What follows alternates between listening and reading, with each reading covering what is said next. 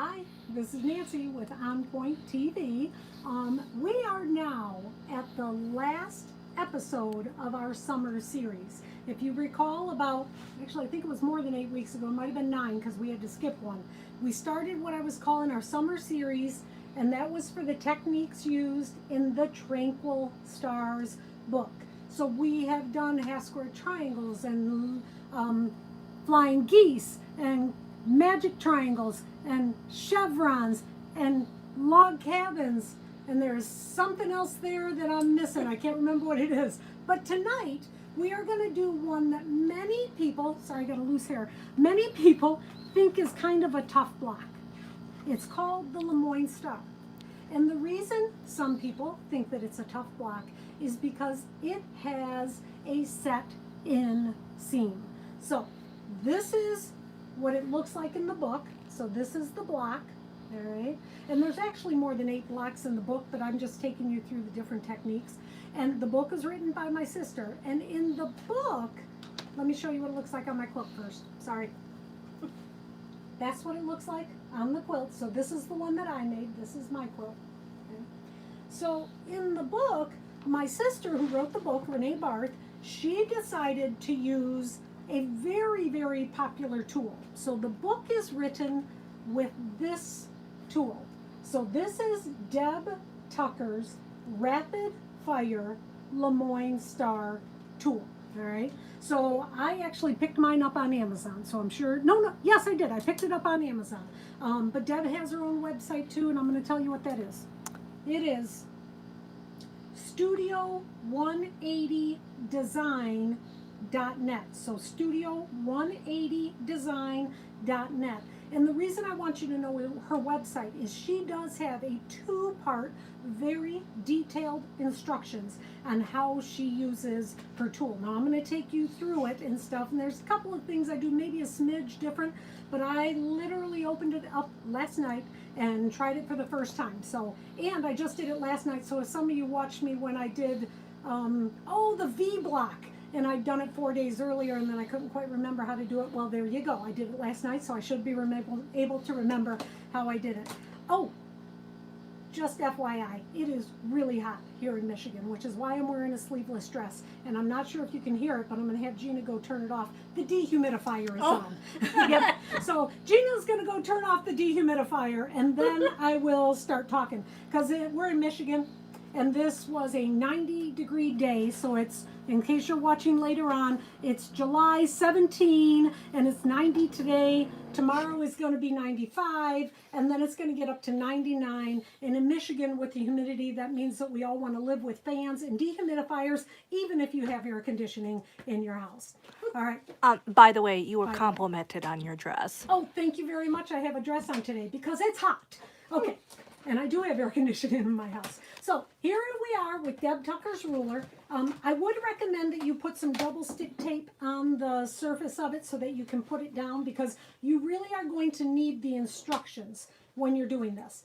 The instructions, very detailed. She really, and what I love about the instructions, for those of you that are, here, let me show you this. For those of you that are left-handed, and I get this all the time when I teach, people tell me, she gives you right-hand instructions and left-hand instructions. And over here, right-hand instructions and left-hand instructions. She does that throughout her instructions. So I think that's very, very cool. All right. So I'm going to leave it open right here so I can see the instructions. She also gives you instructions for, I don't know, that's maybe 8 or 10 different size LeMoyne Stars. So I'm going to take you through the steps of Deb Tucker's LeMoyne Star, and then I'm going to take you through the steps of how I have been doing it since I first started quilting. And I made a LeMoyne Star very early on in my quilting because I had taken a class with Sharyn Craig. Sharyn Craig has been a professional teacher. She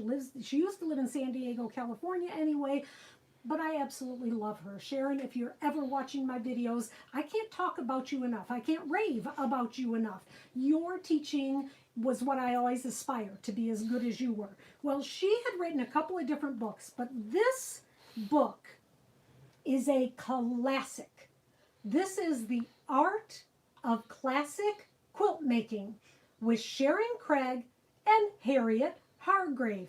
They're kind of like Batman and Robin, two superstars in quilting. Together, they made what I still think is the best book for all things quilting. What tools to use. And this was written, I don't know, quite a long time ago, at least 15, maybe even 20 years ago. Most of the tools in this book are still worthy tools because it's all classic. But rotary cutting. And I loved also, to hate to rave about them too much, but one thing that made it so good is that Sharyn liked to do things one way.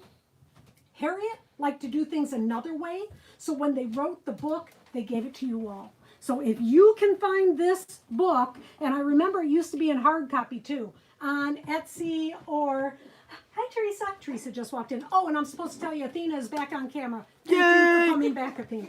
So these are the instructions that are going to be, I'm going to use when I do mine. Now, I do mine a little differently than Sharyn did, but I'm going to follow it pretty closely. So here's the thing. The instructions in the Tranquil Stars book are written for the Rapid Star ruler. If you want to try the Rapid Star, that would be awesome. You're going to love it. If you want to try the method that I use, there isn't any instructions in the Tranquil Stars book. So about 10 minutes ago, I sprung it on Gina. And I said, Gina, we're going to have to make my instructions available too. So we're going to give me and Gina maybe about a week to get it up on the website. And then you'll be able to go to the OnPoint-TV website and download the free instructions, and it won't be real elaborate. It might even be hand-drawn for all I know, on how I do my LeMoyne Stars. The difference when you see them made is this is the one made with the rapid fire. You see this seam? This seam means that you do not have a set-in seam. That set-in seam, that Y seam, just kind of makes some people quake in their shoes. On mine, there is a set-in seam. So that is the difference. Both of them will not only work for this quilt, but it will work for all your quilt making. Also, if you want to see more about set-in seams, it's also the same seam that I use when making Lone Stars. And we do have a whole series on Lone Stars, from picking out your fabrics all the way to putting your borders on and quilting it. So you can find that on the YouTube channel, so OnPoint-TV. All right? So we are ready to begin. If this gets too long, we might actually make this a two-parter. So we are going to start with Deb Tucker's LeMoyne Star, Rapid Star, and this is the first step. So let me step out of the way a little bit. Sorry, Athena. There we go. First, you're going to cut your fabrics for the 6-inch. So this was cut 3 1/4, and the star color was cut 2 inches. And you're going to piece the strips on the inside of the 2 background blocks. You're going to piece the strips so that it comes down. And if you want to know how far it needs to come down, if you'll just kind of fold that over, you'll know how far this needs to come down. I did spray size these ahead of time, so they're a little bit stiffer. You know how I like that feeling. And actually, Deb gives you those instructions also. The next thing is when you press it. When you press these seams, the one on the left is going to go to the background fabric, so to the left. The one on the right is going to go to the star fabric. So from the very beginning, you can see that these seams are going in the same direction. And we will follow that progress, the seams in the same direction, throughout the entire process of making this. Now we are going to take those 2 strips and we're going to line them up on top of each other so that they will be right sides together. And that seam, so here we are, right sides together, and that seam is going to butt right there in the middle. The seam to the, I'm going to call this orange, the seam to the orange is under the orange. The seam on the green is going opposite of that. So they will lay down and snuggle or butt right together. I always say butt. Other people say other things. I don't know why I say butt, but I say butt. All right. Or crash. They crash. Because that's what I call it. All right. So there they are together. Now you're going to cut the diamond shapes. Now, per Deb instructions, if you will take your rapid fire LeMoyne Star tool and line it up so that it is right on the seam or even right on the cut edge of your diamond, this will give you the angle you need. The angle is a 45 degrees, so it's a 45-degree angle. I'm going to line, oops, I got to move this big ruler out of the way, sorry. I'm going to get a drink of water too. And make a mess of everything in the process. Okay, so I have lined this up so it is right on the cut edge.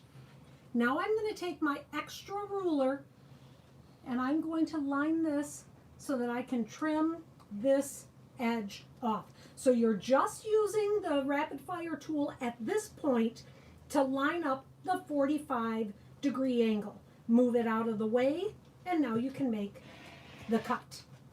Now I have a 45-degree angle. At this point, Deb's instructions tell you to use a ruler and to cut the segment for the star. The segment for the star is always cut the same size that the strip was. So if you recall, this was a 2-inch strip, so I am going to cut a 2-inch segment. But instead of doing it one at a time, I'm going to go back to the classic. I'm going to go back to power cutting. So for power cutting, I'm going to use my 9-inch OmniGrid. Oops, it's got water on it. And I put some glow tape on the 45-degree angle, only so you can see it. I don't normally put the glow tape right there, but I did just so you could see it. Glow tape is from OmniGrid. I do use it a lot for a lot of different things. Now I'm going to bring it all the way to the 8-inch mark. For a LeMoyne Star, you need 8 star segments. So in my method and Deb's method, you're going to need 8 diamonds, 4 of one color, 4 of another color. So if I'm lining this up on 8 inches with my 45-degree angle on the edge, then I'll be able to go 8, 6, 4, 2 and get myself the perfect cuts every time because I'm using power cutting. So going down here, I've lined this up so it is on the 45-degree angle, and this is at the 8-inch mark. Come over here and make the cut. Now slide it over to 6 inches. Line it up on the 6-inch on this angle. Keep my 45-degree angle running true at the bottom and make this cut. Slide it over to 4. So this is something, if you have never seen power cutting before, that means you have not seen some of our very first videos. Our very first videos cover the Learning to Quilt series, my book on learning to quilt, and this I think is the 2nd or 3rd video. I power cut everything. So now I have my segments cut. I'm going to leave them just like they are. I'm just going to separate them a little bit. So now I'm going to bring back in my 4-inch ruler, and I need to cut off this extra triangle. And I got to tell you, when I first saw that she was doing this, I thought she was going to cut it and throw it away, but she does not. So all will not be lost. So when you're lining this up, line the top edge on the horizontal line, and the vertical line wants to come until it's just to the point. So if you see here where that point of the green is, I'm going to go just to the point to cut that. And that will get me a triangle. And I'm going to do then this one. This is like so cool. This goes that way. And then this guy, now I'm going to double check so I don't mess this up. I want to make sure I got this right again.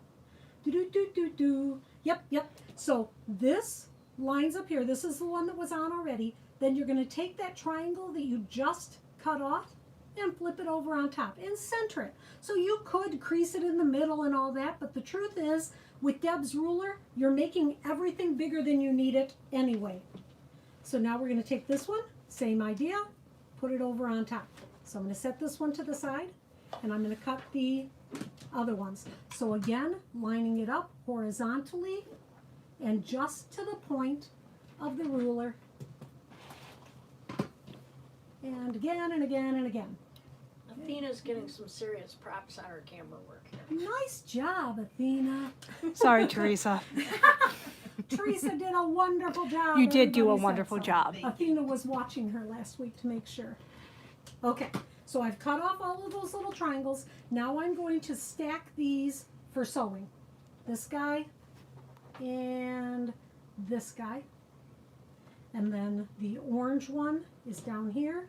I'm going to stack him. So stack them all together so that you just know that you're doing everything, you know, correctly or consistently at the very least. Don't know if it's right, but at least I was consistent. There we go. That's just the way I live. I might not be right, but at least I'm consistent. Okay. One more here. There. And then here. Now I know that in our last couple of series, I'm not sure if that's a word, I have been doing this and then cutting the next design and the next design or the next technique. I'm not going to do that this time. I'm not going to do that for two reasons.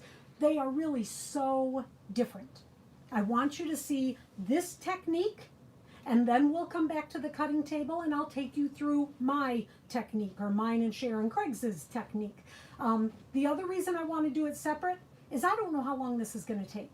So if this goes past a half hour, we might just cut it off and do the next part next week, okay? So here we are, and we're going to now go to the sewing machine and the pressing. So taking my rotary cutter, hoping I have everything that we need, grabbing a sip of water. And here we go.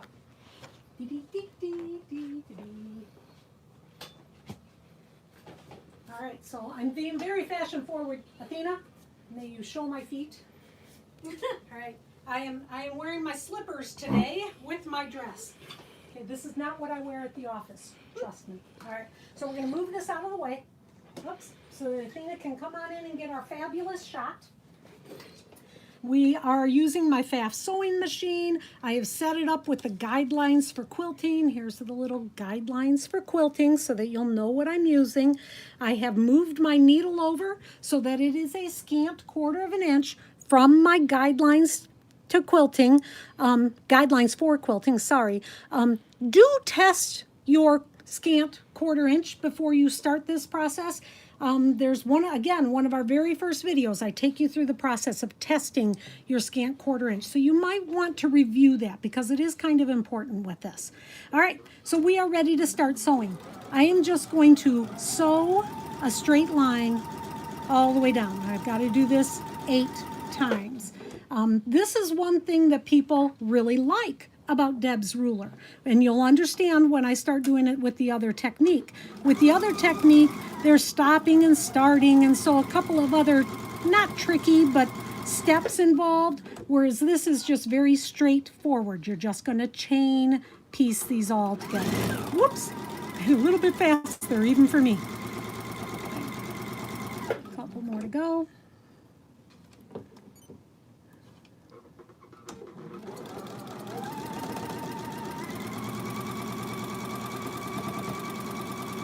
And I'm going to do the green ones, same idea. So you can imagine if you were doing a lot of LeMoyne Stars, this would be very consistent. I mean, you're just doing your chain piecing that you do all the time. So nothing too, nothing too heroic. You don't have to be doing any tricky sewing. And you'll understand what I mean by that when we get to my technique. One more because there are 8 diamonds in a LeMoyne Star.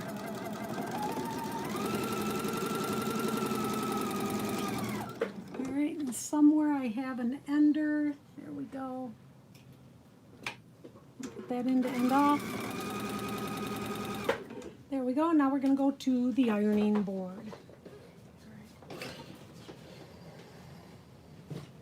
Turn it this way so then you can get a really good shot, because the pressing is very important with this. You want to continue pressing the seams in the direction that it started from. I mentioned that when we were doing the initial pressing. So if you look at this piece, I want this seam, because the green diamond, the seam is going toward the background. That means I want this seam to go in that same direction. So I am going to be making this seam go toward the green. So this is how I do that. I always start with the piece on top that I want the seam to go. So I'm going to start with the green diamond on top. When I press this open, oops, I'm stuck. I think Athena's standing on my cord. There we go. I also am leaving these together. It will hold the fabric a little bit better. Now I'm going to flip this up, and it is a little, that seam is being forced upon itself, but it is necessary for this process. So get your iron in there and be sure that you're pressing it over completely. And because I did spray size these pieces ahead of time, that does mean that the seam is going to hold really nicely with my iron and pressing. And using this wool mat seems to make a really big difference too. Now I'm going to cut them apart. Now I want to flip one over so you can see the seams are going in the same direction. So now pick these up and put them to the side. And now I'm going to go to the orange. With the orange, again, I want the seam going in the same direction. So if it's going toward the diamond now, I need it to go away from the diamond. I need it to be pressed this way, which is the easiest one. And to do that, I'm going to start with the diamond, the background fabric on top. So the triangle, not the diamond. I'm going to start with that. Going to set my seam as you always see me do. So your seam is really going around in a circle. Yes, Right. in the end of this whole process, the way that the block matches up is because the seams are pressed in the direction that they are, which honestly is totally different in the other technique that I'll be showing you. So now we take this and cut that apart. So now you can see the seam is continuing. Now we pick these up and we go back to our sewing machine. So let's scooch the table out of the way. There we go. And going back to the sewing machine. All right. So here is our two parts. Oh, no. This is the thing that gets everybody every time. And even Rene told me when she did this. She said, you get going and you think, all right, now let's take them and sew them together. No. Before you sew them, you have to trim them with Deb's ruler. So I'm going to go back to my, actually I want to go back to the big cutting table if that's all right with you, Athena. All right, a little bit of moving around today. All right. This is the step that even in Deb's instructions, she has this big black line that says stop before you proceed, because so many people just like me get to the sewing machine and they're like, all right, I'm ready to go. Stop. Don't go. Stop. This is where you're using the ruler. And I did find out too, we're going to be using this bottom half of the ruler for what we're going to be doing. This top half of the ruler is what you would use if you were wanting to fussy cut your diamond sections. So there's some little bit of instructions on that in Deb's instructions. Okay, so we are going to take our piece, lay it down. We are making a 6-inch LeMoyne Star. So I'm going to take, can you see that really good? That the 6-inch diamond, okay, is laid down right inside on the seam of the units I made, and now you trim. Now try not to let the fabric move underneath you as you go. Deb actually recommends that you put some of the Omni-Grid Invisigrip on the bottom of your ruler. Truth is, if I were doing this on my own, I would probably have sprayed the ruler with a little bit of 505. I do that for other things. You've seen me do that when I square up blocks. But I did not want to do that for this because when you spray with 505 on the back of the ruler, it does make the ruler be cloudy, so you can't see it through as well. And I thought that you guys would probably want to see what I was doing. So I'm just trying to hold it down. So as I get to the tip, you see how close my fingers are to the point? There. All right, so there's all the little orange guys. Now we're going to the green guys. And once you do this trimming, you're not going to have to do this again. We will trim the final block, but this is the more of the tedious-ish part, I guess. But this is also the part that I guess makes it a more precise block. Okay, just a couple more.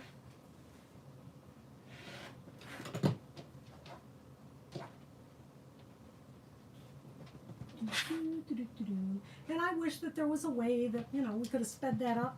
Stack two of them together and cut it. Yeah. All the precision would have been right out the window if we had done that. Last one. So you haven't done your technique, but with your technique, do you need to do something like this? No. Okay. Nope. All right. So now they're all trimmed down, and you'll see that this is how they are going to go together. And this is important that you see the pressing. The green seam is going up. The orange seam is going down. That means that when we sew this seam, they are going to butt right together. So we're going to go to the sewing machine now and do that part. I'm going to get another drink of water. All right, ready? Dee-dee-dee-dee.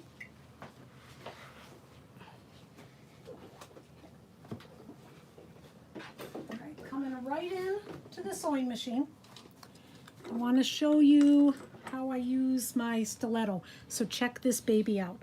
Is that the prettiest? Can you see how pink it is? Let me put it on. Oh, look at how pretty and pink that is. Gina just finished this for me. So it's a fancy wood, and I don't know what it is, but it's super duper smooth. It's my color. I love that pink. On one end is the stiletto. On the other end is the seam ripper.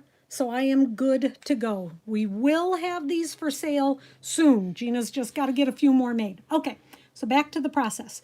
And I want to use my stiletto here because I want to be sure that my fabrics line up one on top of another and that this seam stays butt right together. I can feel it under my finger that it is one is up and one is down. Okay, now we go. Again, using the enders and the leaders, you're just going to be able to sew chain piece. Keep your seam allowance consistent. And what I mean by consistent is a perfect scant 1/4 inch seam allowance. I found that my seam allowance on some of the blocks that I made was a little bit small. And so my blocks turned out a little bit bigger than I wanted them to be. And I'll show you later, but you really can't trim them down any smaller or else you would lose your points. Okay. And another one. I do love the pressing in this. Pressing everything into the right direction has always been not an obsession, maybe an obsession. Okay, let's call it an obsession. I love it when my seams all butt together perfectly. So when I saw in Deb Tucker's instructions that she made a concerted effort to have all of these seams going in a particular direction for a reason, I was really impressed. I thought that was very cool. Even in my Learning to Quilt book, I do a lot of arrows telling you press this one to that way, this one to that way, so that in the end, most of the seams butt together just like this seam is here. All right, there's our last one there. Let me find my leader. There we go. Oh, my needle. a pair of scissors. Thank you. There. All right, going to the ironing board. So again, I'm going to bring it out a little bit. I love this little portable ironing board. This is the best idea I ever had. All right, going to cut these apart now. We don't need to do the holding of them like we did last time. You okay? Try Sorry, not to Athena's step on trying the... not to wiggle. All right. So we are going to look at the block. So let me open it up. I need this seam to go toward the orange. You'll see this seam's coming toward me, toward me, toward me, toward me. So I need it to go toward the orange. That means I am going to start with the orange on top. So with the direction you want the seam to go, put that fabric on top as you set the seam.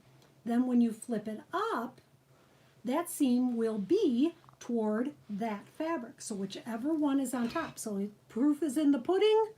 There we go. Everything is going in that continued direction. So I'll do that with the last couple ones too. So starting with the orange diamond on top and pressing it up. Orange diamond on top, pressing it up, making sure that I'm not stretching my fabrics. I just want, because the diamonds are some bias edges in there, but you want to be sure that you get especially that center seam completely pressed over. You don't want to have any little creases in that. All right, so now our block is in 4 quarters. Look at that, we're coming right along. All right, so we're going to take this one and flip it over on top, and this one Nancy, can over you on start top. talking louder? Yes, I can. I'm sorry, I was thinking, so when I think I don't talk as loud. All right, going to go back to the sewing machine. Sorry. All right, back to the sewing machine. Now I'm going to use some pins. So here, are we in a good enough light? I'm sorry. Just trying to follow you. I want to be sure that those seams stay butt right together, so when I flip it up, I can see that they are together. I'm going to put a pin in there, right there, to hold it in place. This center one up here, I'm going to do the same thing. Going to butt him together. You see this seam is going up. Oh, I'm sorry, Athena. This seam is going up. This seam is going down. I'm going to pin him in place. And I'm going to sew just a straight seam. Whoops, my foot pedal has gotten away from me. And I'm going to sew right over my pins. Love my clover glass head pins because they go right over my guidelines for quilting. All right, and then my second piece, same idea. Going to butt that seam together. Actually, I'm going to flip it over so I'm looking at it the exact same way. So piece them both exactly the same. And butt this seam together.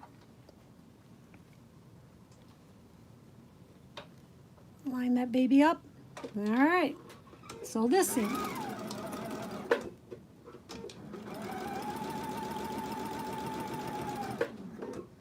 And right to the end.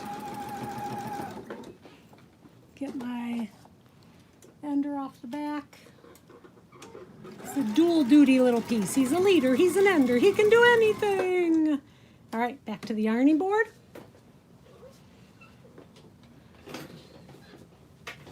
There's our ironing board. All right, gonna cut these apart and look at how our pressing is going. If we open this up, we see that everything is going to my left. Everything to the left. That means I want this seam to go to the green diamond. I'm going to start with the green diamond on top. So I'm going to set the seam first and then flip it up. So that seam will go toward the green diamond. Same thing again. You're going to make 2 exactly the same. Flip this up, goes to the green diamond. All right, we have our 2 halves made. This is our last seam. So when I do this, I'm going to flip it up. Now this is something important. You see this little kind of, let me get my stiletto out here. This point right here. this is such an important intersection. There's one here and there is one there. It is rather important that we get those 2 points to line up together. I'm hoping that we'll be able to get the perfect camera shot so you can see how I do this. Flip them over right sides together. Do you see this intersection? This is a green thread. It would have been better if it were black. And that is a black thread. That is the intersection for the point. So I'm going to poke one pin straight through that. I am going to make sure on the other side that I actually got it right. Whoa, okay, I'm having a hard time seeing it. There, okay. Do you see that that pin is right at that intersection? Now I'm going to, I love this mat. I'm going to pick this up and keep that pin straight. Do not now take it and slide it over. Take another pin and come under the seam. Do you see how I'm under the seam? And now I'm going to secure that and take that pin out. I should be able to sew just inside that intersection and get myself a perfect little point. This guy, just like last time, he's butting together. Gonna pin him in place. Come to the next one, butt him right together, and pin him in place. Whoops, sorry, went under. All right, so I am ready for our last seam.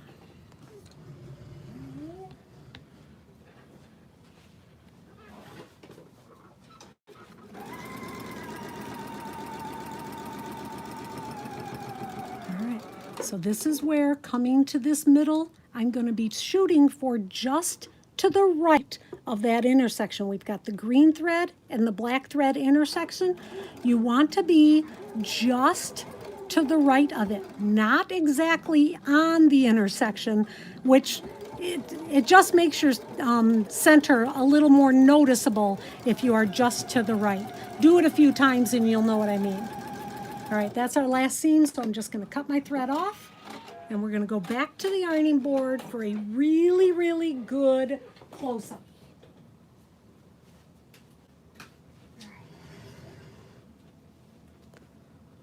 Take my pins out, obviously.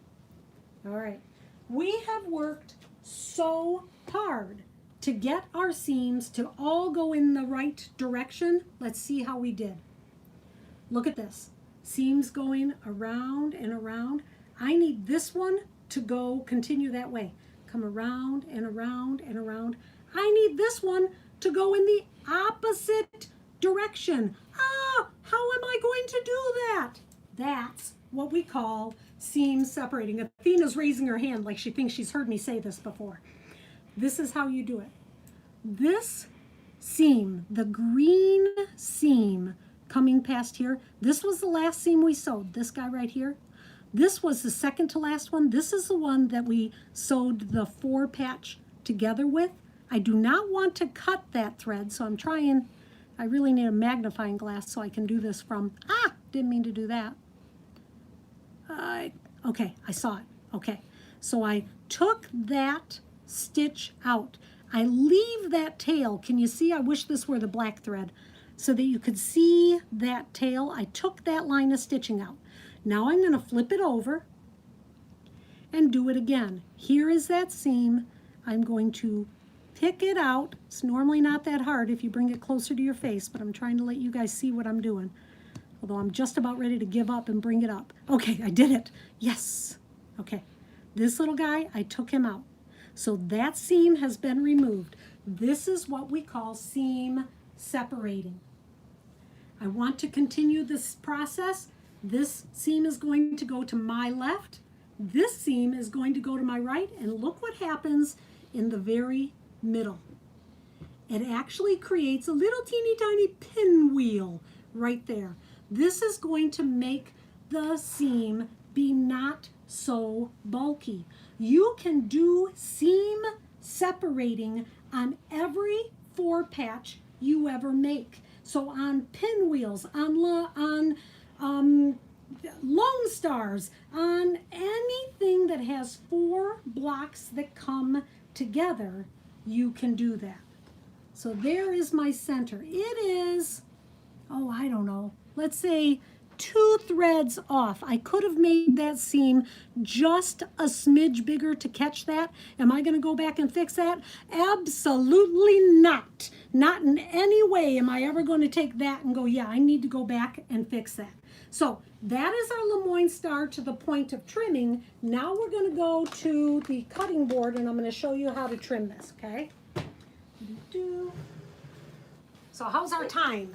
40 minutes. 40 minutes. All right, that means we're going to do a part 2 next time. We're not going to make this go any longer. I'll show you my technique next week, okay? Same time, same channel, next week. All right, this is the block. This block is supposed to be 6.5 inches. It is, here's my, and you have to trim it no matter what you do. It's pretty darn close.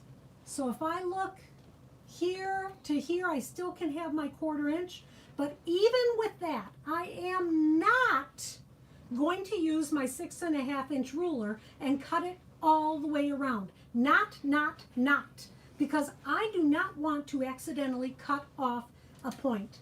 I am going to use my straight ruler, and this is the technique I use on all blocks that I'm trimming that have points on the end of them. I have lined up that point. Of course, this is the oldest, ickiest ruler known to man because I've used it so many times. It is one of my absolute favorites. But you see that that point is 1/4 inch from the edge. This point is 1/4 inch from the edge. And I trim it. Now I turn it. Do the same thing. Look at the points.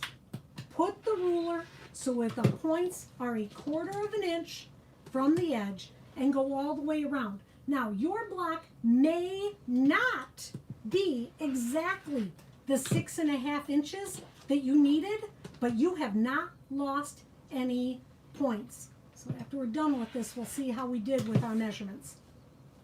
The proof is in the pudding. Look at that. It's a smidge big here, but I don't want to cut those away because I'll end up losing my points. I will just ease that in to my block. So there you have it. Those are the steps for the rapid fire. I'm going to stick that baby on there. Deb Tucker's rapid fire LeMoyne Star technique.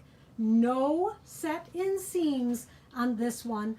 So you get that seam right here. Oops, right here is where you get that seam. Next week, when we come back, we will show you the technique that I have been doing for years, and that is the traditional LeMoyne Star with a set-in seam.